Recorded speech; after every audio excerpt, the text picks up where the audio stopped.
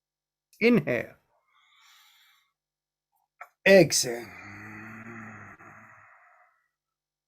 Inhale. Exhale. Inhale. Exhale. Inhale. 3. Exhale. 4. Exhale. 5. Exhale. 6. Exhale. 7. Exhale. 8. Exhale. 9. Exhale. And last 10.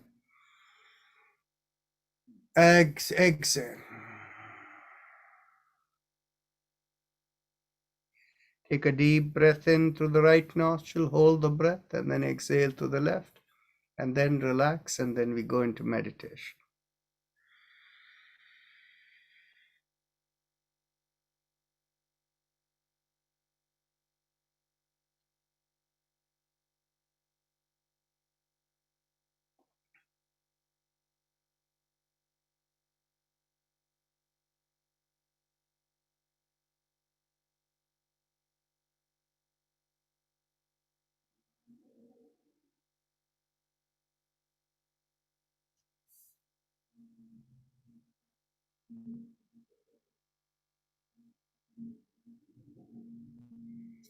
Mentally tell yourself, I give up all ideas and concepts and I care about nothing.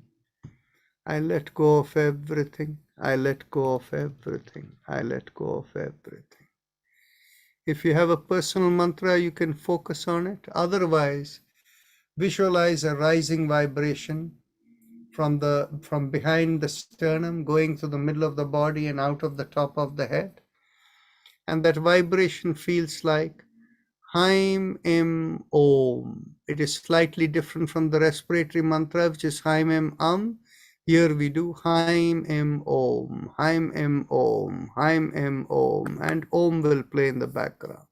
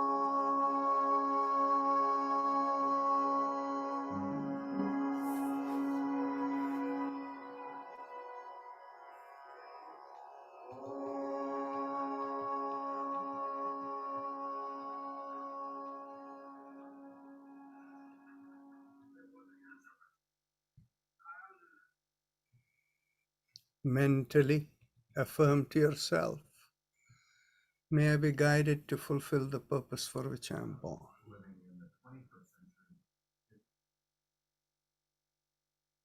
Become aware of your senses from the top of the head all the way down to the bottom of the feet.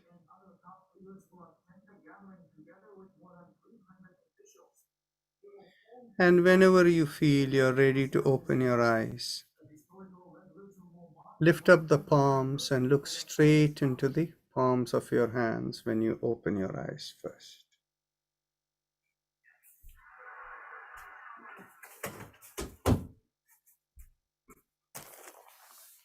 With that, we end the meditation.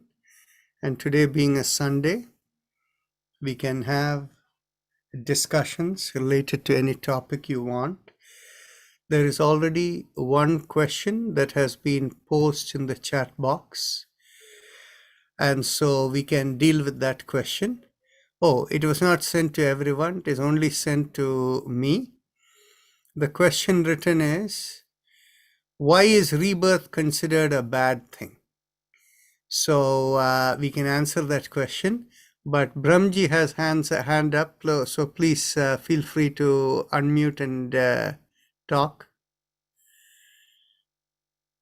If people have other questions, feel free to raise the question now. We'll answer all of them together.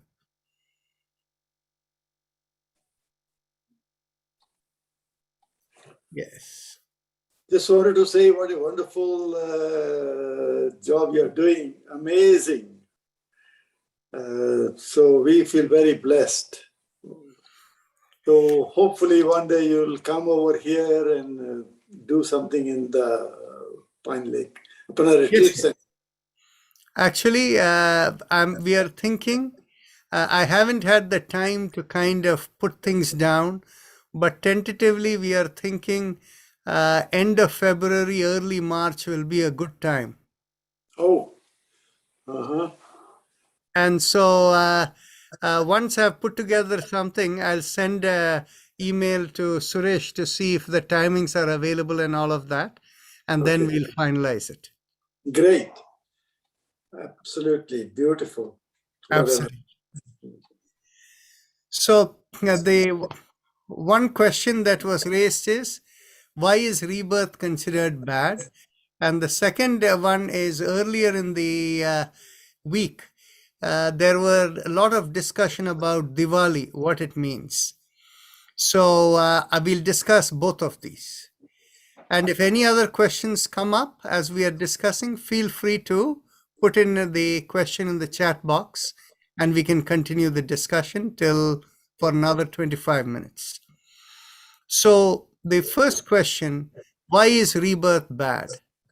In fact, from a Vedic and yogic perspective, rebirth is not a point of discussion, but rather a point of ultimate resolution. What do we mean by that? It means the focus of our birth is to do our swadharma. So in other words, whatever special purpose that we are born for. And as a result of which, it automatically leads to the idea of going beyond rebirth. So in other words, rebirth is not looked upon as bad, or rather going beyond rebirth is considered an outcome of you having fulfilled your purpose of living. So in other words, from a true yoga perspective, you don't seek to go beyond rebirth. You only seek to know the nature of existence and to fulfill the purpose of your life. So going beyond rebirth happens on its own. So having put that from philosophical perspective, now let me shift the gear to answer the question from another perspective. That other perspective is, among all of you over here, given what you have gone through life, the ups and downs of life, some of you may feel you may not want to, actively want to come back and do the same thing again, right? So from that perspective, it is from the individual person's perspective, whether you want to consider rebirth as desirable or undesirable, but that is the focus of the mind, and that is not the spiritual focus. Spiritual, now, when I make this statement, I have to be very, very clear. There is a difference of opinion among many schools on this. And I am giving you the opinion from the way I understand yoga and the Vedic system. The yoga and the Vedic system always focuses on Swadharma. And that is the reason in every place you look, the highest statement is considered Dharmo Rakshati Drakshitaha. So in other words, the purpose of life is to fulfill the purpose for which we are born. And whereas what has happened is, it is because of the influence of various other views over the centuries or over the millenniums, that this question about going beyond rebirth has become a point of focus. The two places from which, actually even these two places from which this comes, is largely because of the Buddhist perspective that life is meaningless and you need to get out of the cycle of life. So that is a Buddhist perspective. And that Buddhist perspective was the state of reality at the time when Shankaracharya came.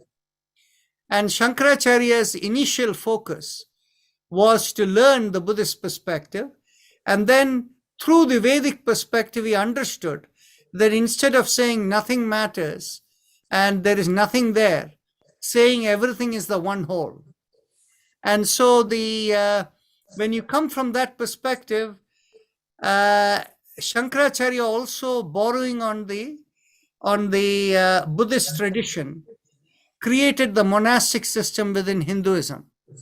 And as a result of that, there are a lot of people who actually look upon yoga, Yoga Sutras, as a moksha shastra. It is not a moksha shastra. It is a shastra for self-realization. And the concept of self-realization may lead to moksha, that is incidental. But more important than that self-realization is, in the Yoga Sutra, the highest, in fact, the highest state can be considered as understanding this body is only an instrument of the cosmic flow, which means the highest state I would regard from the Yoga Sutra perspective is the concept of Dharma Megha Samadhi, which we will discuss once we go into the 4th chapter. So again, to answer the question of Preeti ji, who has put in over here, why is rebirth considered a bad thing? Rebirth, we don't consider rebirth as a bad thing. Rather, we don't consider rebirth as a point of focus. The point of focus is to fulfill the purpose. Next question here has been, Samadhi, can you explain? Okay. Is there a follow-up question from Preeti ji about the rebirth being a bad thing? Or maybe Preeti, that person might have disappeared. Okay. So anyway.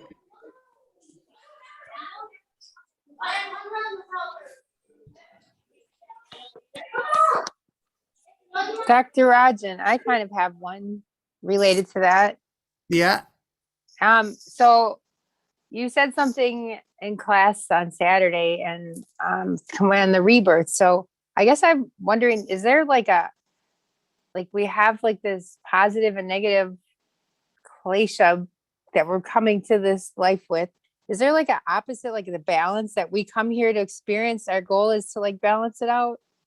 Okay. How many how negative are experiences here? Yeah, let me stop you there. Okay. You're mixed up with many things.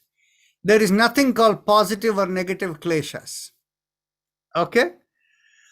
The kleshas are the original program with which you come. And of course, they can be whatever they are, those programs unfolding, that's what you come with. But then the concept of positive and negative is associated with your reaction. And that forms the karmas. Karmas are different from kleshas. And Dalpat Patel, please don't unmute yourself. Your grandchildren from the background sound is coming over. Okay. So the karmas and so the My question is, of, there is a great poet in Gujarat. He was a Krishna Bhakta, and he say, Harina janto mukti nahi mage, mage janmo janam avatar re. Ke pachu Bhagwan ne, to pray the Lord, I like to come back. fine. So what is your opinion on that one? My opinion of it is there is desire attached over there to pray to the But Lord here- from a human body. In the higher realization, one realizes one can always be in connected with the Lord without being in the human body. So it is an example of inadequate realization. Okay. So now let's continue. So the concept of the positive and negatives is only related to your reactions, and those are karmas which are different from kleshas. When you have regrets, it creates negative karmas. But as is explained in the Yoga Sutras, what is black?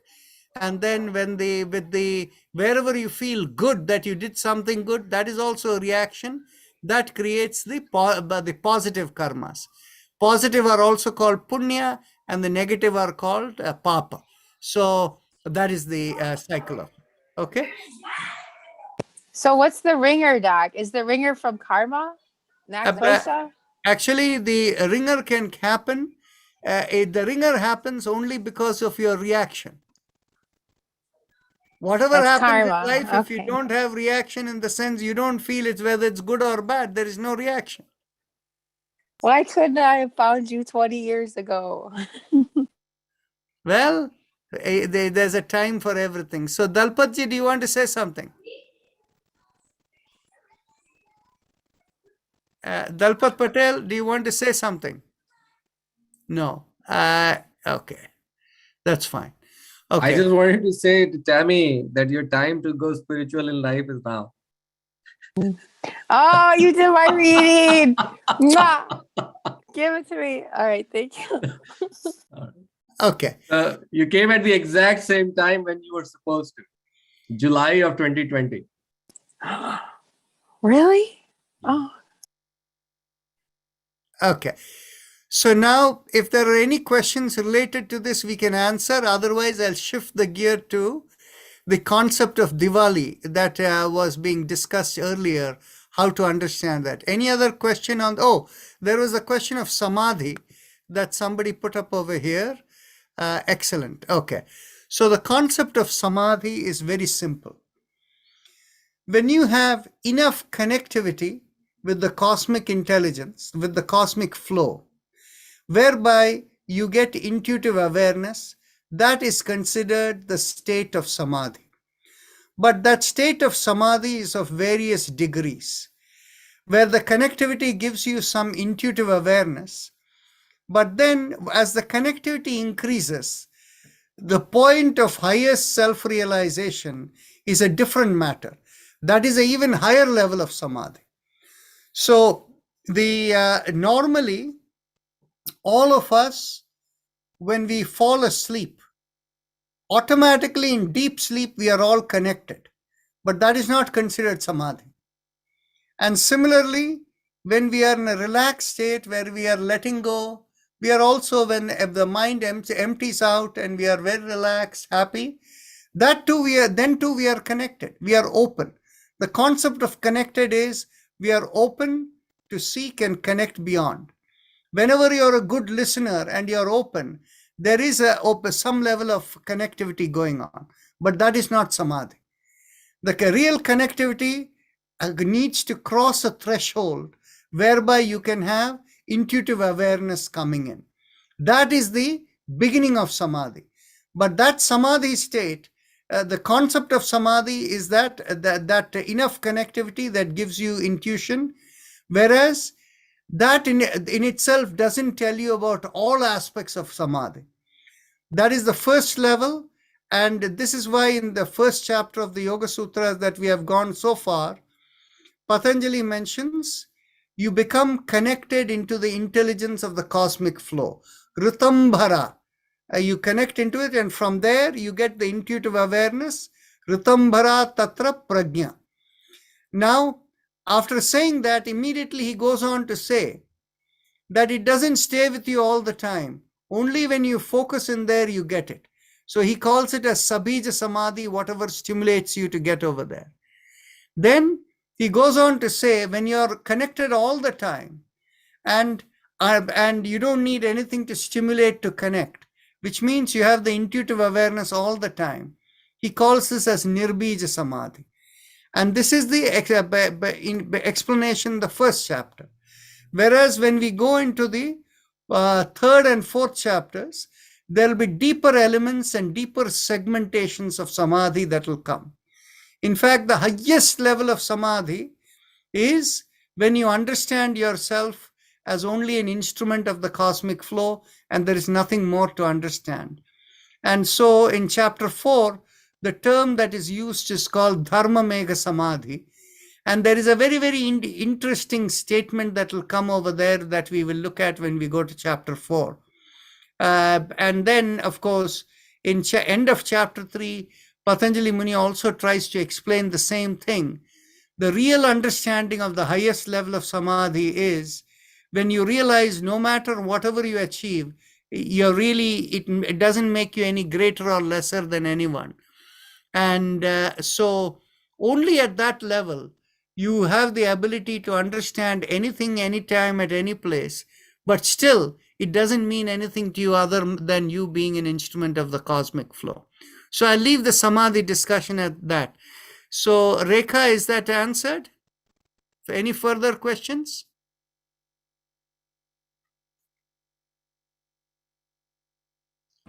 Thank you. It's answered. Okay, thank you. So now I'll shift to the Diwali conversation.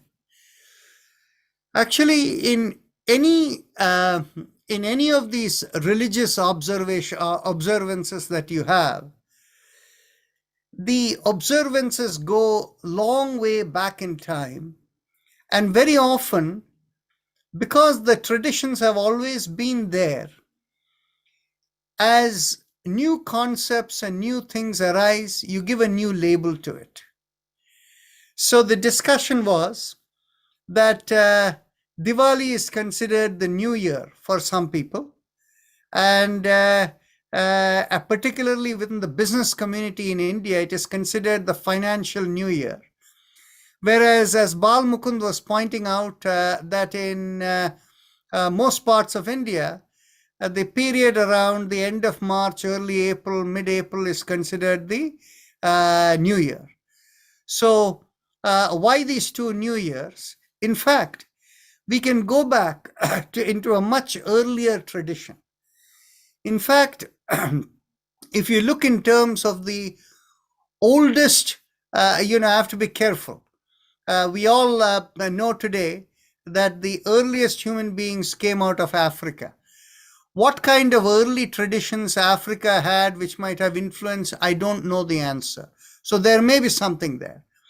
But from the Indian perspective, there is a strong relationship between three ancient religions of the world. And those three ancient religions of the world are Judaism, Zoroastrianism, and the Vedic religion, what we call as Hinduism or Sanatana Dharma. And if you look at these three religions together, you will see a commonality about the concept of a new year. And the concept of the new year is that each year represents a cycle of creation and dissolution. So this concept is there in every one of them. And the interesting part is the concept of New Year that comes from the Jewish religion, Judaism, is what is called Rosh Hashanah. And the concept of this Rosh Hashanah and the 10 days where it is observed, and then of course Yom Kippur after that is considered the day when all the books gets closed.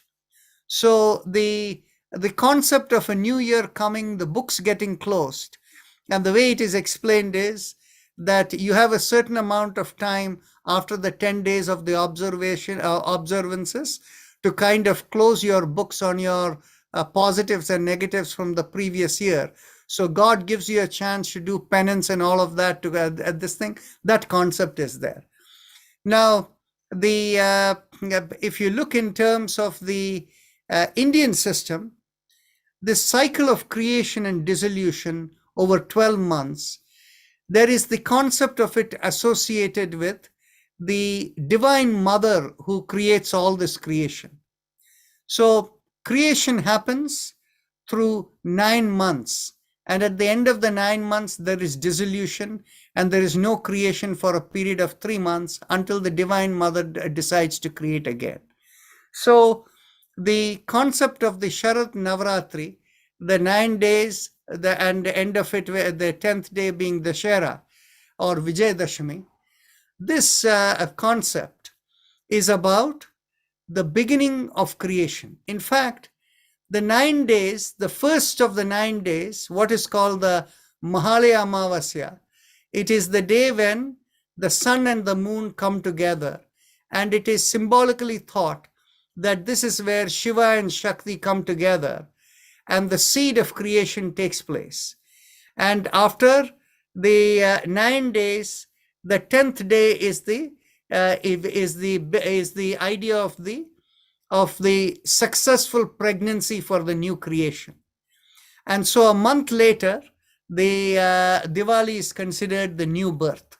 So you can see the parallel between that and the concept what you get from the Jewish calendar, that system. In fact, what happens is the Jewish calendar is a lunar calendar. And so in a lunar calendar, every 2.5 years, you have an extra month. And the rules for the extra month is slightly different in the Jewish calendar than from the Indian lunar calendar concept. Of course, the Indian lunar calendar is embedded within the solar calendar as well. So there are some parts of India that follow the lunar calendar and other parts of India which follow the solar calendar, but both of them work together in a way to observe the different observances that come. So in this concept of creation, the first 3 months of creation is considered that of physical awareness. Then the next 3 months is considered of awareness beyond the physical being. And then the spiritual awareness of the higher connectivity with the cosmic awareness comes at the end of the second 3 months. And the last 3 months is where you live with cosmic connectivity. So the arrival of the cosmic connectivity, realizing that we are not this physical entity at all, we are the higher cosmic being, that is also considered the next level as a new year. And so if you think in terms of the flow, the recognizing the being as beyond the physical body, that is denoted by the Makar Sankranti or the coming of the next 3 months. After the first 3 months are over, the fourth month is called the Makara. And think of how it is observed. Many of you know from the Indian tradition, kite flying is considered an important event in Makar Sankranti. Think of it as if your mind is soaring upward, the symbolic element of the kite flying, that is, you're thinking upward beyond the physical body alone. And then, of course, the new year coming in the end of March, early April or middle of April, that part is considered where the spirit has been able to connect with the cosmic reality. And that cosmic reality continues to increase, the connection increases over a period of time till the point of dissolution in the towards the end of June, in July, in the middle of July. That's how it is put it.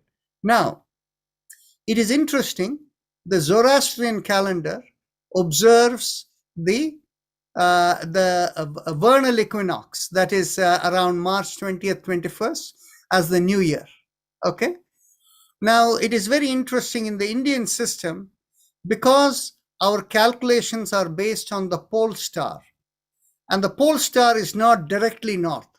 It is slightly shifting, and that is why over a period of time, the mapping with the pole star, and when you are looking to see where you put the zodiac movements coming, that is why the Indian system, the Indian calendar, does not follow what is called the actual equatorial what you will call as the vernal equinox and the autumnal equinox and the two solstices. So that is why there is a distinction over there. But the concept of that new year coming from the higher realization, it's like a new birth when you realize you're a cosmic being and not the physical body. So that is also considered the second new year. In fact, in the whole cycle of the Indian calendar, the various festivals that are observed, all of them come from ancient times with given new meanings and things. Like in South India, in Diwali, it is said that it is the Krishna killed Narakasura, as a result of which the world was relieved, and so we talk of that as the Diwali. Now in North India, there is also the association of Shri Ram coming back after killing Ravan, and the lighting of the lamp is considered this thing. So people explain all of these in a different way, but these all go into very ancient systems. From ancient times, you give new meaning to all of these. In the cycle of festivals that come in India, in each of these phases, where from creation to dissolution, various points in times, you can map each one of these festivals that you put in. You can, for instance, think in terms of Ganesh Chaturthi that comes right at the time of dissolution. The July to that period of 3 months is considered the state of dissolution. So in that period and the state of dissolution, Ganesh Chaturthi is considered as the affirmation or sankalpa for new creation. Whereas that is when thereafter the Mahali Amavasya, the mother and father coming together, it symbolizes the coming together, the seed of new creation, and Vijayadashmi is this thing. So that's how you can look upon as Diwali. So this is the reason you have a financial new year and a spiritual new year. That are the two elements that you get from the Diwali perspective and the new year that comes in end of March, April.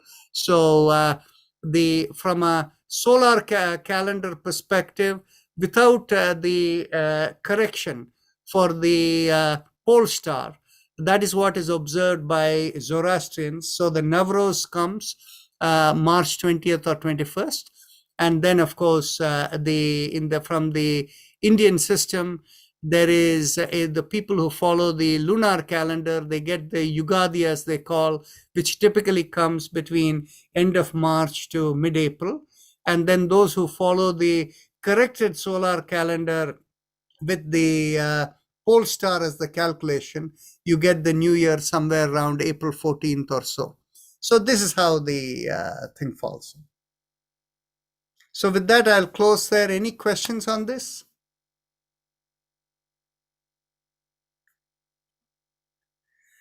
So namaste, everyone. So see you all tomorrow. Thank you, Dr. Rajan.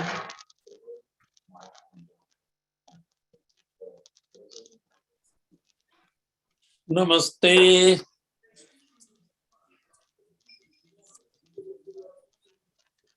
Namaste to all.